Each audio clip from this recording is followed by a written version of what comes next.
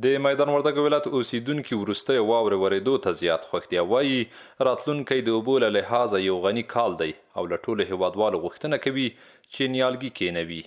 جای شکر الحمدلله د الله سکاله مځکې خراب وي، اوبه نه وي، جنګونه وو او اوس کراري ده. خپل زراعت باید ټولو کرو، خپل کورونه آباد کړو، د منطقې آبادي کړو.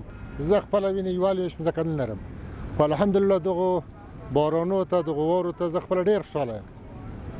مثال وینې د اوبو پایده ده، نور د وطن د هر نګاه نه پایده ده. وینې د الله تعالی ډېر غټ رحم ده چې په موږ شوی ده. کله چې مقصد کوم یو شی زراعت ته چې یو شی په مخ بوځي، که ونه یې که نیال یې کاس شی مقصد دا باید وکړي.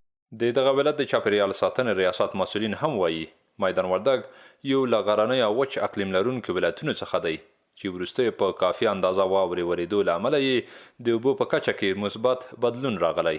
دوی هم له ولسونو غوښتنه کوي چې نیالګي کینوي ترڅو د هیواد اقلیم کې مثبت بدلون راشي. موږ وینو چې افغانستان د تغیر اقلیم نه ډېر کړيږي، په هیوادونو په قطار کې شپږم هیواد بدل کیږي. نو دغه نیال او بوټي زراعت د تغیر اقلیم په تعادل کې ډېر مهم رول لوبوي. نو دغه تغیر اقلیم رامنځته شوی ده او اضرار په ټولنه، په حیواناتو، په نباتاتو باندې زښته ډېر دي او دغه تعادل د تغیر اقلیم نه راولي مګر ونه یې راولي. د ویلو ده تیر کال ټول هیواد په ځانګړي ډول میدان وردګ ولایت یو وچ کال درلود چې د دغه ولایت اوسیدونکي د اوبو د کچې ټیټېدو له ستونزې سره مخ کړي وو. د مسؤلینو په وینا د وروستیو ورښتونو هیلې پیدا کړې چې راتلونکی به د اوبو له لحاظه یو غني کال ولرو.